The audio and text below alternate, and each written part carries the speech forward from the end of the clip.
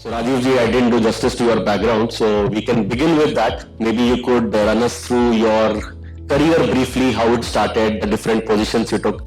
I know you handled RERA, many other things. But if you could put it up to us, how your career transitioned and how you reached the Namami Gange project, that would be great. So, first of all, let me thank Shobhit ji and all of you for hosting me here. Very kind words. I think I am perhaps one of the least educated person here in the audience. And if you reflect, if you have asked me to reflect upon my journey, and it has to be done very briefly, naturally. As a bureaucrat, that's the word people generally use. That's the general profile. So I had a chance to be there. My cadre was Andhra Pradesh. So first challenge is to go to a new milieu. Naturally, I come from north, pick up the new language. But I was really very surprised to be welcomed so much in that state. Lot of love, lot of respect I got. Initially, I think that's for many of you. Initially, basically what we do is general administration or area administration. So basically you deal with how you manage effectively man and material. This could be different kinds of things. And then the role of district magistrate is perhaps one of the most diversified role and that role I am saying because as DG of Namami Gange, my last posting in government, I also banked heavily upon that institution.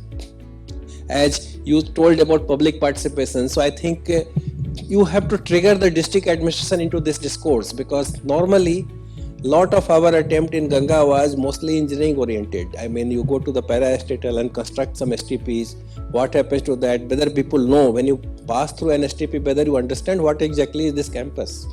So I think this institution still works, but it's also overburdened. So I think I had very diverse experience at the field level. No need to get into detail, but yes, because we are talking on sustainability. So I think during that also there are always an occasion where you have to deal with. There is a pressure for you to deliver land, which is basically tank land. In Telugu we call it Kunta Porambo. So that's the government land. And right at the SDM which is almost 35 years back, I am telling you the story. I think there was then also pressure to divert that land, convert its land use for house sites. And when I became joint secretary and additional secretary in Ministry of Housing and Urban Affairs in 2015-16, then also Pradhan Mantri Awas Yojana we dealt with that kind of thing. So I think there are some of the conflict, some of the things have become a kind of universal. And I remember a lot of struggle to save some of those lands, which was basically tank land, because people see there is no water, it has dried up, so why don't we construct housing colony? And this keeps on happening now. Okay, I think then at the state level, I had a chance to come to Government of India much early on, and then I spent some time in Mussoorie Academy. So you can say that little bit interest to deal with younger colleagues was always there in our mind. So me along with my wife, who is also my batchmate in IAS, so we both went there. That was very interesting because I dealt with starting a center for disaster management. In a more formal way, training the civil servants about how to manage disaster. Again, it's like doing business. Whether you have MBA or not, there are certain traditional business family, they know how to do business. So similarly, IAS officers or police officers, they know how to tackle disaster. But again, trying to tell them little formally how in USA people handle responders, incident command system and all that I did. But again, as the question is development and sustainability, again, disasters and sustainability is a major issue, which we again see in the context, the present context of Joshimath or somewhere. So I think that I am going a little longer because many of the issues you will develop that how a person develops perspective. Came back to a state and then I was given an absolutely different kinds of job. I was made secretary, later on principal secretary, irrigation department. So my job became, I did not perceive like that, but it was quite a kind of job where you actually hit the environment. You draw water. And that time I also thought that yes, we have to use every last drop of the water which goes into the sea for irrigating our land. So I think I had a chance, I had some confidence to deal with water resources. Almost 6 years I continued in irrigation department. Even if I wanted to go out, I was retained there. Governments changed, but I continued there for 6 years, and then I somehow came out. But there's a lot of learning which helped me in Ganga program also, because I dealt with very large projects, complicated projects, dealt with lot of stakeholders, how to actually solve the problem, land acquisition, because most of the projects deal with huge land acquisition. In those 6 years, we would have acquired more than 5 lakhs acres of land with consent of farmers. So I think, again, it's not time to get into the details, but yes, that was a great learning. But perhaps what I did not understand so much, that how much water we should take out of the river, that I learned when I became DG Namami Gange, or first as Joint Secretary, and then came to Government of India again second time. I started with Ministry of Environment and Forest. So again, you can say I had dealt with this ministry as Irrigation Secretary of the state, came for clearance of my projects, and that time perhaps you feel that too many questions are being asked. First time we had to change the alignment of a huge canal, Telugu Ganga project. Many of you would have heard about. It's a very historical project for saving few birds, the Jordan cursor. I suddenly remember that name. There are only 25 or 26 of them, BNHS had said, and then we were forced to change the alignment. I think hundreds of crores were spent to change the alignment of the canal, because canal was disturbing the habitat of Jordan cursor. And Chief Minister agreed. That was a great thing. Without fighting and all that, we said the idea is to get water, so let us agree. Somehow get rid of this MOEF clarification, etc. And I think a lot of truck, maybe later on we will come that how we dealt with that. But thing was, I learned that yes, you have to also respect these things. There were people on ground saying that how will it change anything if these birds die? But there was also a concept that throughout globe, this is the only habitat left for this bird. So should we lose this species, or should we do something? We can always make canal, we can always invest money, and that's what fortunately the political leadership agreed, and then we changed the alignment.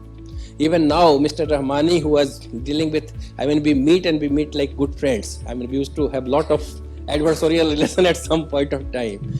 Then coming here, I went to, that time Namami Gange was not launched, so I have seen the transition. Pre-Namami Gange, I came to MOEF as Joint Secretary, started struggling, and the first thing I was amused that why we are not able to spend the poultry 200-300 crore annual budget. Even that is not possible to spend in this mission, though we are all so much concerned about cleaning Ganga, but we are not able to spend even 200 crore or 300 crore in a year. Whereas in irrigation, every month we used to spend 1000 crore. So the understanding of different sector came, and then of course, maybe we will talk later about the Ganga, and because perhaps the whole discourse will be more on the environment, but change in perspective came, and then I think I am telling you little in detail, because this is actually how I got developed, how perhaps Ganga was training me through irrigation, through project handling, because for me, taking decision in Ganga project for STP and all that was not a big risk, because I had done much bigger risky projects in irrigation earlier at the state level in a very politically surcharged atmosphere where all kinds of allegations were flowing. It's a very difficult sector to work. You may land into some scandal very easily in those sectors. So I think that actually gave me a lot of confidence to work in this mission, to expedite it. Went to urban development, housing and urban development for about 3 years. But again, somehow I was destined to go to a sector where actually I understood urbanization, the concept of urbanization and urban development from the ministry point of view. Pradhan Mantri Awas Yojana was launched. I think this was also a chance where I actually formulated the initial conceptualization of Namami Gange. There was a huge euphoria at that time, and went there. Continued to talk about rivers in urban discourse. So when we were making a urbanization report, I was there who was always bringing Ganga in that ministry. Then came back to, I think I was really lucky to come back to Ganga mission again in 2018 as Director General, and retired from there. I never wanted to go anywhere else. So 4 years in one go. So whatever was a kind of dream or conceptualization, I got a chance. Very few people in bureaucracy get chance to this kind of chance. So I got a chance to implement, diversify, do lot of things. And maybe later we'll talk that how government gave such a kind of support and allowed me to experiment. Again, in government, experiment is a very risky thing. You may lose your job. But I was lucky to experiment lot of things and connect with thousands and thousands of people and stakeholders. So I think, sorry, I went little longer, but I thought this will set the context and many questions will get answered through this background. Thank you for that. Can I ask you what was your initial home district when you were the district collector in Andhra? I was in Medak district. Medak district. As a district collector. Okay. Because I'm also from Andhra and we have some of our students, from there. So, but I worked most of the time in coastal Andhra Pradesh. So Visakhapatnam, Guntur, Vijayawada, East Godavari, and then Medak and Hyderabad. Okay.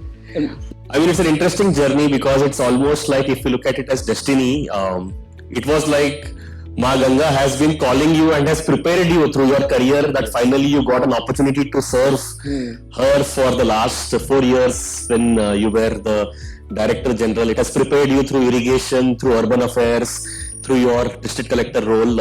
Eventually you got an opportunity to put all your learning back in place to help improve her condition. So why I say this is, typically in the Indian context, and you have also looked at how rivers have been improved or rejuvenated across the world, but the Indian context is very different. For us, rivers are divine, right? So we don't say just Ganga, we say Ma Ganga, right? And Namami Gange, that has been the campaign of the Prime Minister as well. So it's a very unique Indian tradition that is alive in that sense. So how does this play, this role that we have given to nature, environment, as that God or the creator is a part of it? In the Western perspective, the creator is outside the creation. Here, the creator is a part of the creation. So did this idea of having this nature as divine play a role in your project of Namami Gange? You have had good experiences, not so good experiences. So if you can share how it played a role in involving people, involving different administrative units, that would be good. It's very interesting to reflect on this question, because I think every one of us who are here, we all understand Ganga Ji is holy.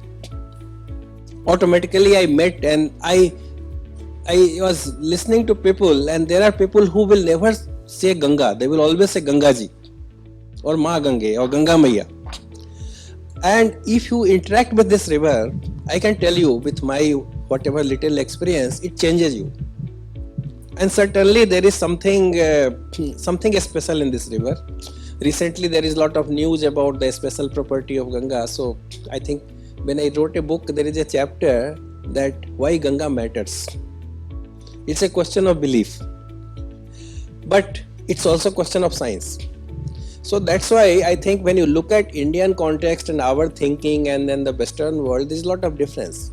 Of course, I can tell you, they also revere their river. It's not that they perhaps take care of their natural resources also. But in our mythology, if you see, we humanize nature. The mountains are God, the rivers are God or goddesses. Not only human beings, I think our thinking goes beyond human being. There is a monkey god. The birds are God. We have gods and goddesses for seasons, for water, for air, Varun Devta, Pavan Devta. I think we have so much of in-depth understanding of nature and our civilization. Somewhere that connect gets little weak, and that's where perhaps you start getting into such a kind of mess where someone has to spend so much of money and in a very aggressive way to clean, which was supposed to be there. If you look at some of our traditions of managing water in Rajasthan, where the shortage used to be there, I think they used to do pranam before going to a drinking water pond, because no one will pollute that. I mean, that kind of value system we had in this country. So certainly I think when you talk of Ganga, but I can tell you, I worked in South, so I think there is a lot of reverence for Godavari also. There is a lot of reverence for them also. When Kaveri comes, when the water starts flowing, many of you would have seen the photographs where people touch the land and then welcome Kaveri. So I think that reverence is there. But of course, in our scripture we also talk that when you take bath, I mean the Sapt Sindhu, Ganga, Jamuna, Godavari, that the sloka we remember, the idea is that we invoke Ganga and all these pious rivers or Narmada to get into that water with which you are taking bath. So I think that is a very deeper sense of understanding with nature and with river and then with other thing. Perhaps some of our people, they understand climate change better than some of us who are more educated in the modern sense, or scientists or technocrats.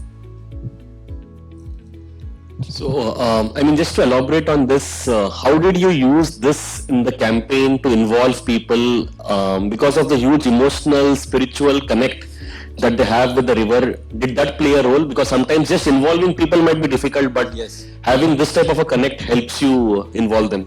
Yes, I think it's very good. And then in this question, I will also talk about this good and bad experience, which was there in the previous question. See, this is the challenge, because when you meet people, people will say that Ganga is always pure. आप इसको clean क्यों करेंगे? गंगा तो साफ है. In fact, I have encountered many such people who argued that is only you are coming up with this scheme only to give money to the contractors. So I think on one hand you have a set of people, out of reverence they say that Ganga is pure, and it's pure, but you need to clean it. So I think there is a very peculiar thing of cleaning and purity. So I think that's something which is very this thing. So there are people who will do puja, but they will throw things there, and you keep on telling, and many will feel bad. Then he will argue with you कि you are all, इससे कुछ नहीं होता है, बहता पानी तो हमेशा साफ होता है. So even if we keep on throwing, but again, like we talk about, as nowadays there is a lot of talk about carrying capacity in the context of Joshimath and all that. Similarly, there is a carrying capacity of the river also. So I think you have got all bad experience, some industries intentionally polluting the river or even polluting the groundwater. But we also have such great, I have met such great soul who have given up, they are willing to give their life for this river. So I think you have extreme example in the society. And then how to see that not only these extreme, everyone, the mass joins this program is the challenge. And that's why I consider this name itself is a very strategic name, Namami Gange. Because I think the behavioral change and then the name itself brings some reference. I think it could have been more sarkari or more formal kind of name, but I think perhaps Honorable Prime Minister did a great thing by naming this program as Namami Gange, because that itself brings a lot of reference. So I think that the challenge was whom to involve. Now if you ask this question, who likes to see clean Ganga? Almost all of us, everyone in the society. No one will say we don't want clean Ganga. But who all harm it? Unfortunately, again, all of us harm in some way or the other. So I think you have to come up with a strategy which actually caters to the need of everyone in different way. So, and you have to catch the youth, you have to catch the students, you have to indulge with lot of educational institution also. So I think we came up with a program where apart from doing very fast construction and good construction and sustainable construction, we also take it to the different set of people. So I think we came up with basic strategy was to develop a kind of cadre. So we say Ganga Prahari or Ganga Mitri, different types of people, and don't limit. In fact, when I had come for the first time in this mission, I was advised by some very my senior officer that okay, as a mission director of this mission, you meet everyone. We don't mind. Even the critics of government you should meet, because you should get across all the views. Maybe government, I mean at a regulatory level, we will restrict not to meet certain people, but you should meet, and that actually helped me. That gave me an idea that what will appeal to whom. In fact, the spiritual leaders can play a great role if you can appeal to them, because their pravachan, if they talk and appeal about keeping the rivers clean, I think that publicity will be much more than what you can do through TV and other things. So I think we tried to involve different kinds of people, and that itself is a very longer story. But the idea is you be humble, meet people, indulge with people. Even if they abuse you, don't get angry, because then sometimes they will start believing कि चलो इसके बस का नहीं है, कर रहा है कोशिश. At least they should have some faith in your sincerity. Yeah, I'm sure that requires a lot of patience when you are dealing with the critics as well as, I mean, and they are from the same people whom you want to involve and somehow you have to win their hearts. But typically as bureaucrats, we are possibly not trained to do these things, but you will have to develop these soft skills of how to involve everybody in a participative manner, especially in a project of this scale. Just extending, I think in between you mentioned that, for example, if you find a lake which is dried up somewhere in Sonipat, obvious question today is, it's such a prime land which is possibly worth tens of crores or hundreds of crores. What is the point of just preserving this place? Why not just give it up and have a housing society built on top of it? Primarily, this comes from a thought of, because we have a few economics students as well, we are measuring development in terms of GDP. Yes. Right? So if I build a housing colony on a river bed or on a lake bed, definitely it helps us increase our GDP. So why should we even care that this is a lake bed? Possibly in the rainy season, maybe some birds might come. So who cares if these birds come? They may not come. We don't care about these things, because somehow this natural capital is not captured in the GDP. So when we have a discourse of development, we don't care about nature, we don't care about any species that you are mentioning about. We may not care about rivers exist or don't exist, because anyway there is groundwater, we can pull it out from there. So how do we change the discourse of development if we have to? And also bring in a sensitivity to environment in that, because in a quantitative way we are not measuring it. So how do we bring such a idea into the discourse that these things are also important? Absolutely important, and I fully agree. I have seen this discourse several times in my discussion. There are people who will say that why you bother about Gangetic dolphin? I mean, after all, what we will lose if we don't have dolphins? But I think that comes out of perhaps our not understanding or having a kind of systems view. But this question will always come, and that's the challenge is we don't have numbers to say that what is the value of this lake. I mean, you have the value of the land on which the lake is situated, and then if you construct a real estate project, then some speculative value of that we can come. So I think this is a kind of, this was rather I will say, because last few years, even I was a part of that, we have started a kind of work on valuing economic valuation of ecosystem services, whether it is provisioning. Now certain ecosystems save you from a cyclone or from a flood. Now the mangroves of Sundarban, they are so important, but we are cutting, and then perhaps some of the islands are getting lost because mangroves are not there to protect you. But unfortunately the value, the economic value, because in economics numbers are important. So I think some change has started happening. Recently, I think October or November last year, RBI came with a bulletin about green accounting. So I think it's a question of GDP plus what is happening on the impact on environmental assets, and then this also takes that what is being spent on improving that environment, and all this put together through some sort of formula. I think there was a paper in this bulletin sometime in last year only to flag it. But it also acknowledges that we don't have data to do this kind of analysis. But the very fact is that RBI has started this process means, I think, and that's where perhaps the universities of your type can actually take some lead in doing some research and developing that, because this will be a field which will be very important. Under G20 also, I think UNEP and some of the financing, lot of international work is happening on that. In Ganga Mission also, we started this work with the help of World Bank about developing some of these models. Models are there, internationally models are there, but taking a stretch of Ganga and then trying to do something, maybe the agricultural part, the wetlands. In our program, this did not limit ourselves to only STP and pollution thing. We started working on the wetlands, because wetlands are very important. How will you improve flow in the river? I mean, one thing is environmental flow notification, but ultimately these are the things which will actually bring the smaller rivers, the rivulets, the wetlands, the springs. So I think all of this started the forest. Yesterday I was in a conference where there was a very interesting debate that what is important, whether trees cause rain or because it's rain so trees come up. So I think it's a good thought. And ultimately the experts studied in the panel discussion, they said no, if you have trees of the right type, it will cause rain and rain will increase. So I think it's a complicated thing, you have to look at all of them. But you have to also learn from some of the countries like Bhutan. because it also talks about happiness, and happiness will not come if you make your environment so bad. When we go to some forest area and other place, we feel happiness. Of course, we cannot convert everything into forest. We have to have a balance. We have to have development. We'll have to do this also. But I think I see the numbers are important, because many times we have lost the discourse because we could not prove that this number is there. And then if you lose this health of the river, you are going to lose much more than if you lose this project or if you lose this thing. So I think that numbers are important. Lot of things are happening on that. It will take some time, but I think lot of research will also be needed, how exactly to be done, because all these global models will also not apply directly to India. So we'll have to do a lot of adaptation in that.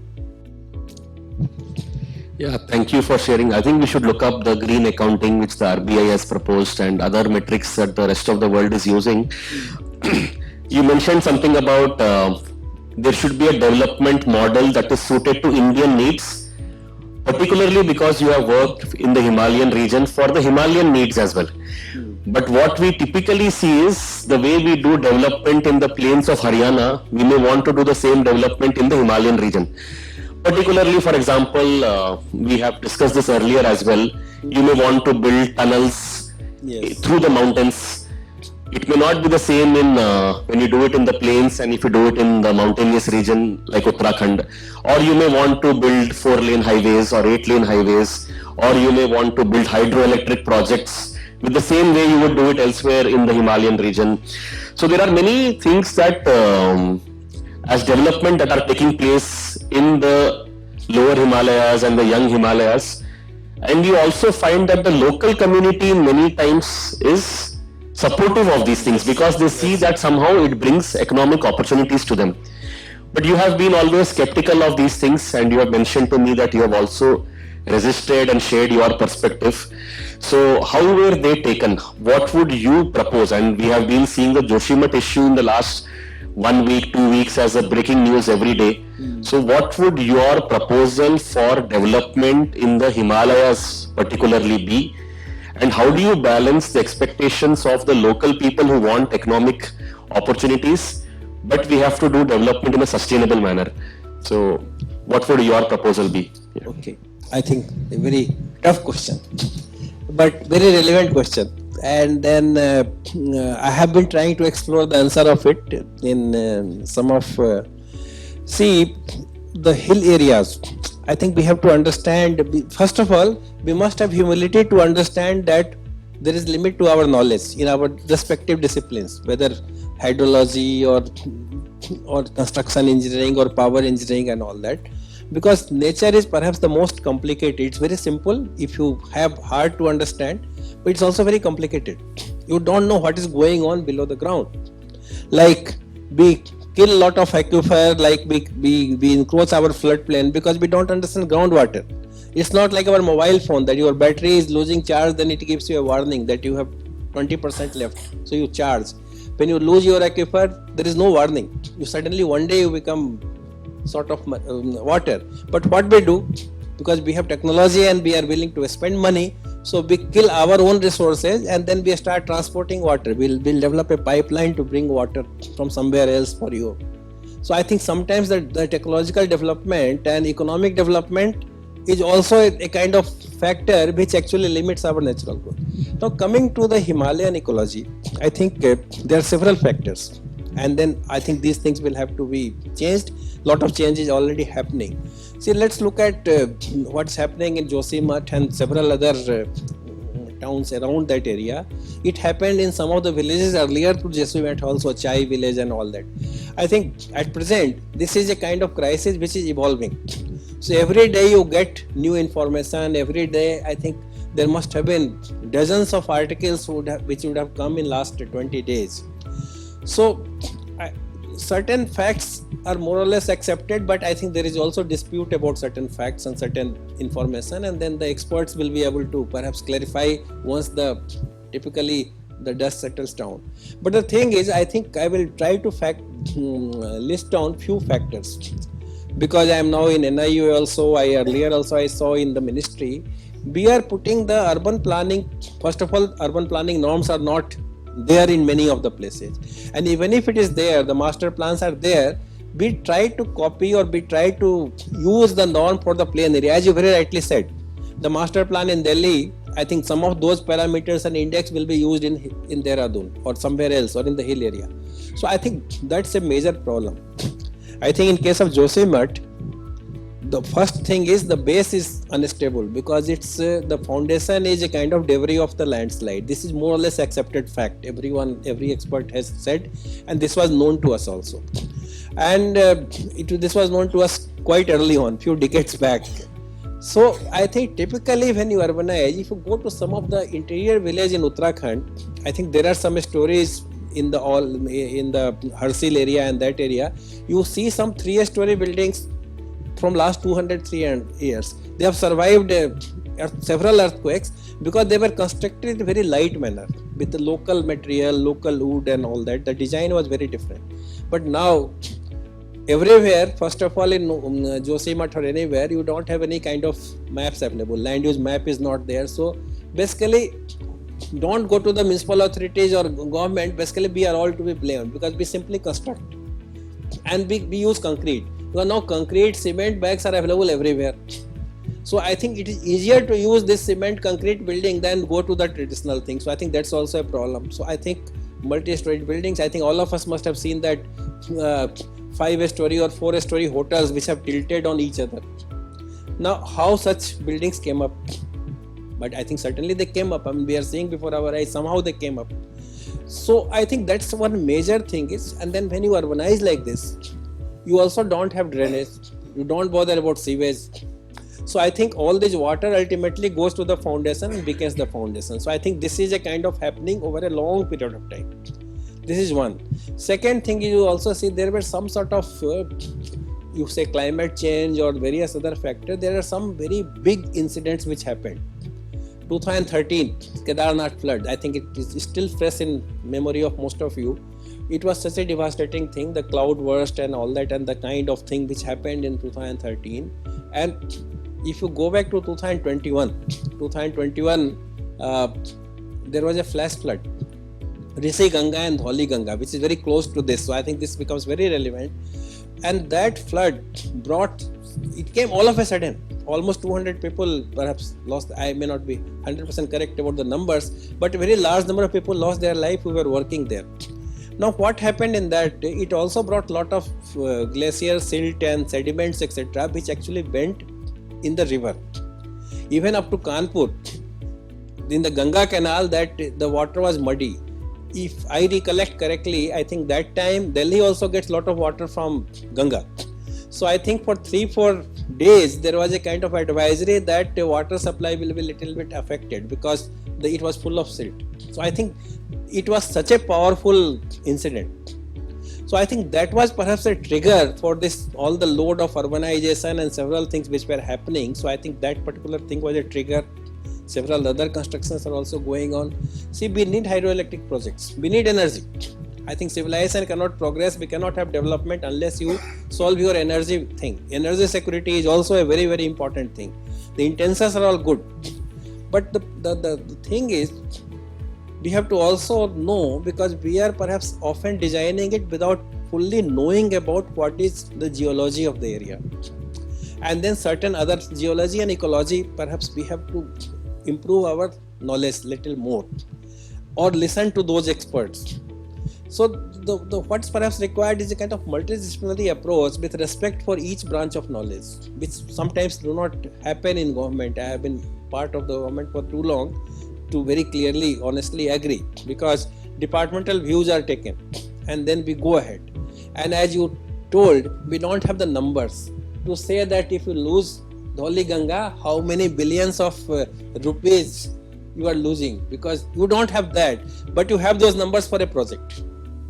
So I think this is a whole thing that if you do a kind of road, that the toe cutting, I think 2021 thing also, the Alaknanda also did lot of silt and lot of toe cutting happened naturally, which happens. That's the dharma of a river. And then the area on the bank of the river, they know, they have lived like that since thousands and thousands of years. But perhaps that speed becomes little more when you work. So I think there is some need of doing it. I think the idea of hydroelectric projects and Namami Gange, I think we had several discourse when I was working there also, and a decision was also taken to keep on hold many of the projects, which is still valid. But some of the projects like this Tapovan, Bisnugad and some of the projects which we are discussing, they were almost nearing completion. So it was decided that 7 projects which are almost about to be completed, they will be continued, but the new projects, we will have a kind of detailed view before we go ahead. So they have been put on hold. The issue is also very complicated. The case is also in the Supreme Court right from 2013 onwards. There have been expert body, and then there were the expert body again, some other expert bodies came. So I think the whole thing is under lot of scrutiny and lot of different level of scrutiny is going on. But perhaps what's again becoming very important, if you look at last year in Delhi or even Uttarakhand, lot of extreme weather events happened.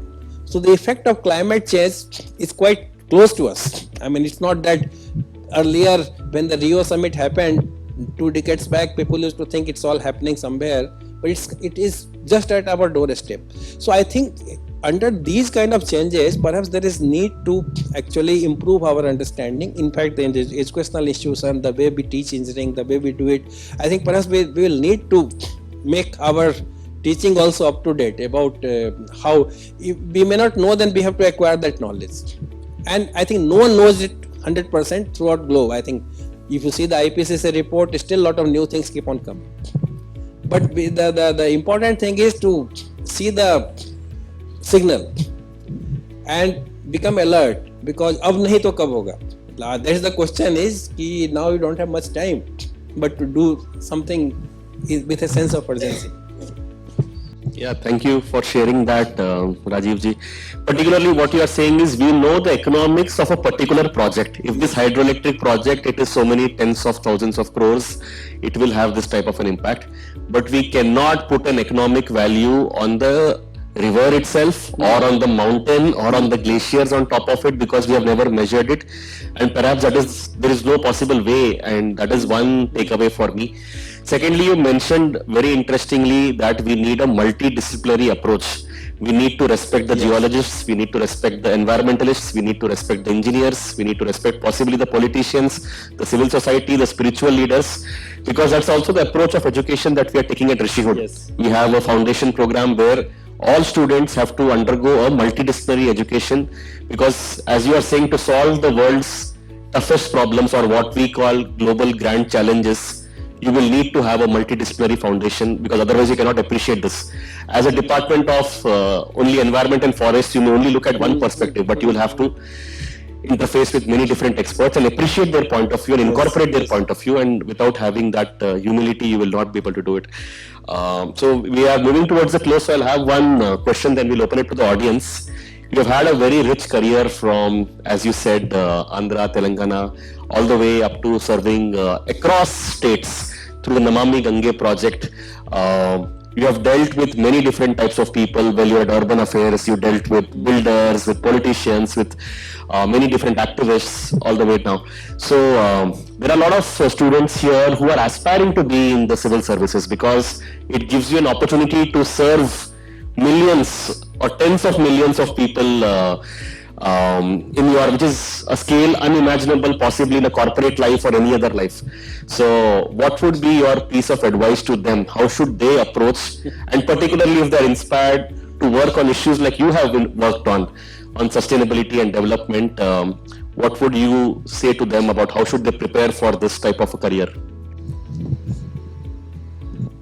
Perhaps I am too old to give advice on the actual exam of this generation, because what I did was almost 35 years back. But as a kind of this preparation of civil services itself, actually, if you do it sincerely, will expand your horizon, no end. Because I think they ask you questions on any kind of thing which you can think in the general studies. Civil services preparation, first of all, I think my take will be you must try, give a serious try. Because the kind of experience you get, the sheer diversity of experience will enrich you as a kind of human being, as a kind of professional. And during this service also you will have enough opportunity to specialize in something, go for higher education. There are many people who do that, and some of them leave the job also, some of them continue in the job after going abroad and learning. So I think this is such a large spectrum, you will have all kinds of experience in that. So that's certainly there. Civil services, even otherwise, my advice to you will be, first of all, believe in yourself, because I think this university is doing a great job in talking about public leadership. So all of you are being groomed to be a leader, and that's what perhaps you will have to do in civil service also. But often this self-belief gets lacking. Even here, I think if you permit, when I had joined second time in Ganga, there were many people who said that why you are going again there, because this is such a difficult or wicked kind of problem, you will also get bad name. So urban development is supposed to be a better ministry, you are dealing with bigger infra projects, why you are going there? But I think when I first met my team there and talked to them about that, I think this thing is we have to believe. If you don't have belief in yourself, तो फिर वो result भी वैसा ही होता है, because then you will start apologizing, you will shifting blame upon someone else that he is not doing, I am doing. So I think this is very important to have a kind of belief, be a little systematic, and whatever you do it on a regular basis. Consistency is very important. I mean, this exam especially will test your understanding. Also, something is very important. He asked a question about how to involve people. Try to get into the shoes of other side, that what will be his take. If I am proposing this, what will be his take? This is a skill, or this is an aptitude which will be really required in this service if you have to really reach out to many people, because you have to get into their mind and think that okay, I will be happy with this, but whether that will be liked by them. So I think that is something which is very important to do that. Several of these things which we discussed, like we discussed about all these large projects, and if you don't do this, what will happen to the economy or the local people? And as you rightly say, local people also, now they are protesting, but several times they wanted these projects. But I think you have to change the discourse, and then for that your versatility is necessary. I think you have to go for different way of developing tourism in some of these places. Position it in a very different way, maybe the ecology. I mean, I think other day I had gone to a kind of forest resort, and they said it is a starred hotel, and they are using the lantern in the night, saying that we are giving you the forest experience. Why can't we develop that kind of approach in these places? Go for organic farming, make it a global hub for organic farming, natural farming. So I think there are different models. Coming back to the civil service, I think this is something you may come from different background, but you will get opportunity to learn about lot of things. So I think but again, open mind is necessary. There are several colleagues who go there or who remain a kind of authoritative figure. They love that hierarchy, order, power. Then perhaps your growth is not so much, but yes, you may have lot of power. Perhaps if that satisfies you, this service also has that in ample manner. But I can tell you, after some time you get bored of that. That does not really give you the inner satisfaction. But yes, prepare that. So I think planning is very necessary. You plan, believe in that. And then one thing which I will say, increasingly people are realizing, the newer CEOs of many corporate world also are talking about it. This university is giving a very good platform for you, that doing well in life and doing good, both can go together.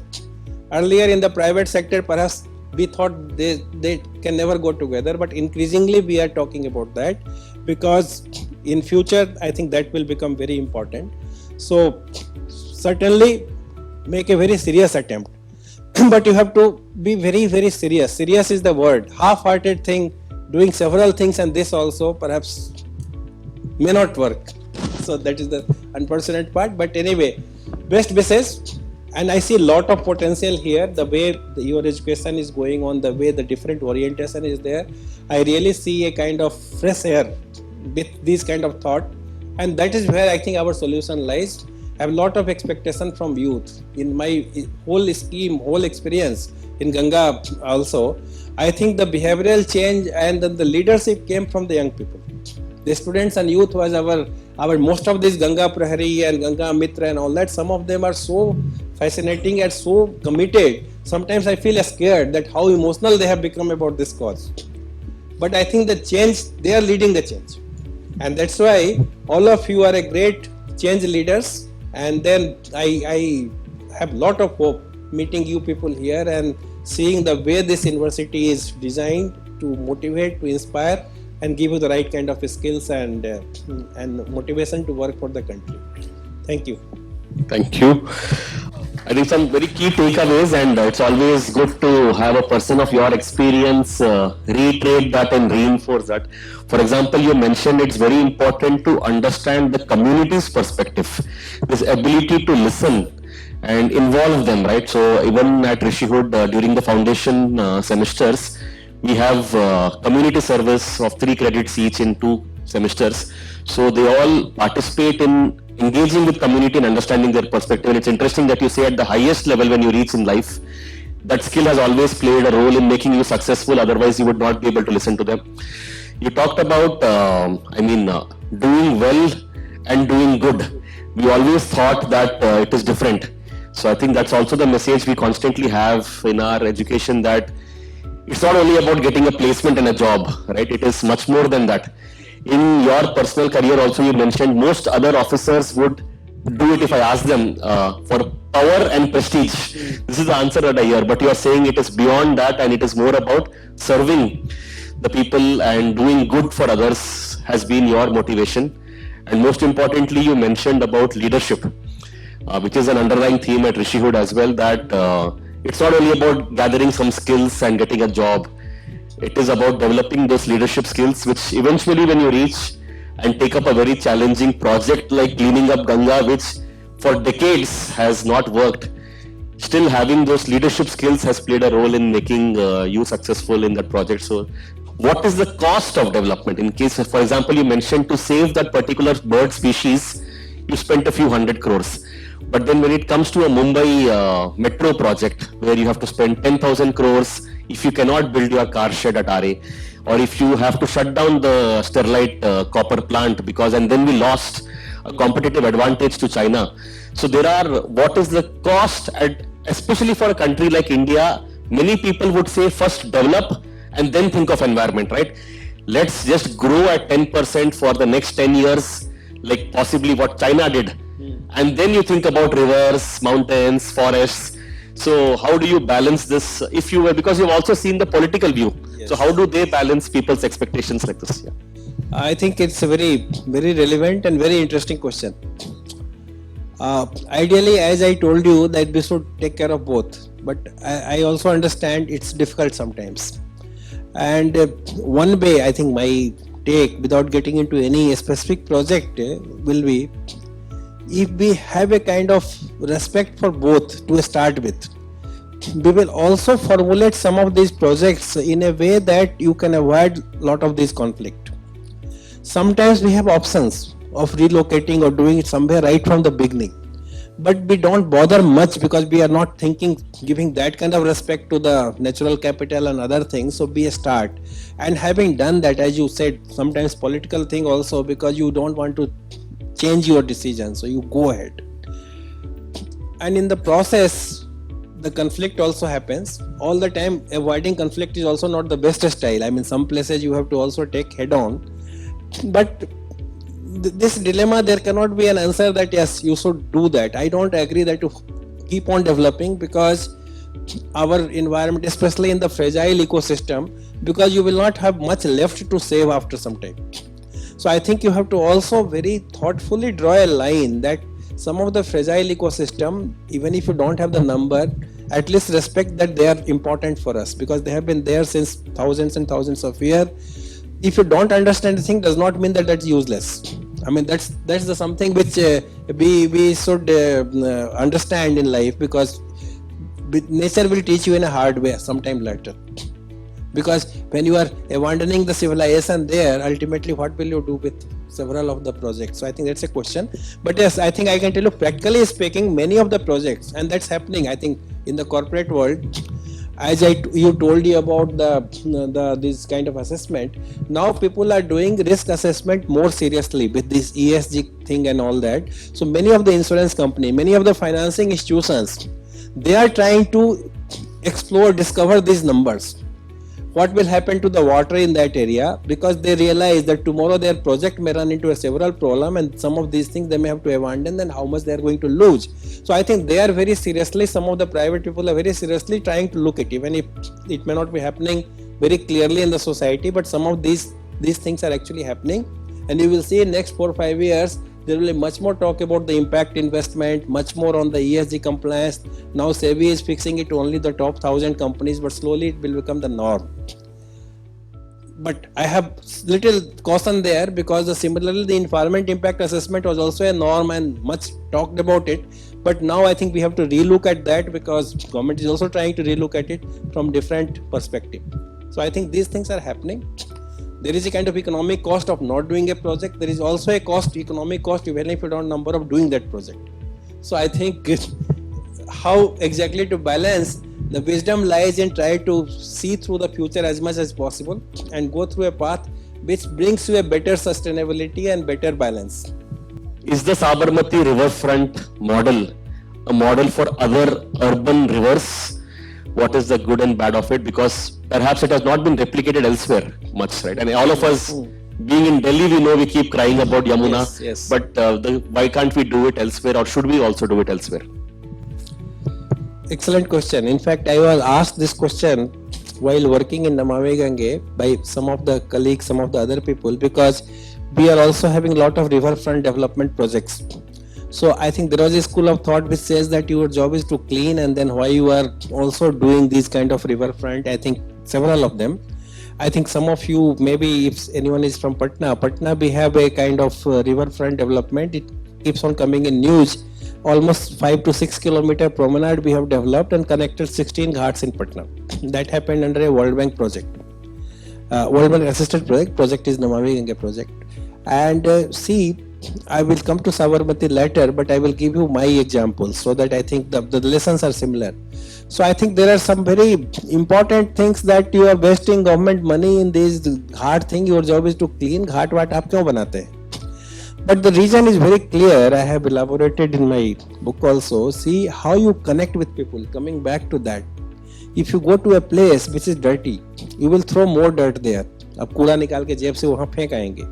If you go to airports are relatively cleaner compared to some of the bus stations. So I think if a person goes to a riverfront, if it is clean, if you have amenities, you have better sanitation, perhaps the connect also starts getting. Now you see so many people talking about Varanasi Ghats, or I think there also we have not done much of the new ghat, but yes, their upkeep has improved. So I think this is very important. I think there are criticisms sometimes that you are also doing little concreting too much, perhaps it much is not necessary. Maybe we are learning it and then we are trying to reduce the concrete. I think we talked about Delhi, so I must tell you the Asita project of DDA is an extremely nicely done area. I think people don't go to Yamuna because perhaps they think everything is stinking, but that part has come very nicely, very ecologically developed thing. No major structure has come there. With grass, with natural wetland, some artificial wetland that has developed. It's very much possible. But again, coming back, it's a little complicated thing, because how many of our public sector engineers know how to design such ecological, eco-friendly ghats? So we understand something, our comfort zone is concrete, steel, and then construct that thing. Now look at Sabarmati. The way, what was picture of Sabarmati earlier? It was all full of dirt. I think no one used to go there. Unlawful activity used to take place. Now it has become a kind of pleasant place. It's a kind of symbol there. So I think an extremely nice public space has come. Whether it is Patna or Sabarmati, the view change. Yes, there could have been more ecologically way of doing it. We can always improve the design. But I consider it is much better than leaving river in dirt and filth, where no one goes, no one takes ownership. Now people of Ahmedabad take some ownership of the river because they feel pride in that. So I think you will have to start somewhere. I think his question also, I think it's always a kind of trade-off. nothing you will do will stand the scrutiny of everyone. There will be always criticism, and you have to be ready for some criticism. You have to also take some conscious decision and learn. Perhaps we did a ghat in Chandi Ghat. I think it was done in a way, a very beautiful place, but perhaps we could have done it a little more greener. So now we are trying to do that. So I think you can add that. But certainly it is better than living in a very, very dirty and unpleasant kind of situation than improving it. So I think this is the thing. We have to do that. That's why in Namami Ganga always we said it's never either or. Because always there is a debate, you do this, that. It's always and. You have to do this also, you have to do that also, you have to do 20 things. You have to improve livelihood, you have to link livelihood with conservation, you have to do several things. Because the problem is so vast, you cannot have one solution for it. Thank you, sir, for saying that. I think if there is one takeaway we can take from this session is challenges of leadership are very complex, very difficult. I mean, you will have to optimize so many different constraints, and this is the time to prepare for it. And most importantly, you cannot be stuck in a analysis paralysis. You will be asked to take a decision. Either you build it or you don't build it, and whatever you do, you will have to back your decision, and irrespective of the decision you take, you will be criticized by either side. And how do you be comfortable in such situations? So there is all this is a preparation for when we reach those positions where we have to do this. So, and particularly in issues of development and sustainability, the issues get much more complex, where many different stakeholders are involved. So how do we all use the time here at Rishihood to prepare ourselves for life, where we will be facing challenges, circumstances like sir did. So sir will be, of course, visiting campus more often, and some questions have not been answered, so let's not assume that they will not be answered. You'll always be able to reach out to him and ask him this question. So I thank you once again, sir, for taking out your time from your very busy schedule. Your work impacts millions of lives, and every minute counts, and I'm thankful that you have spent time here with all of us to share your thoughts. I hope it has been an enriching session, and we got an opportunity to understand the complexities of this question of environment versus development. The unfortunate but the true answer is there is no either or. It's always going to be both of them, and as you always said, it's always and. It's not or. So thank you for that, and let's close with a round of applause once again. Thank you so much, and all the best.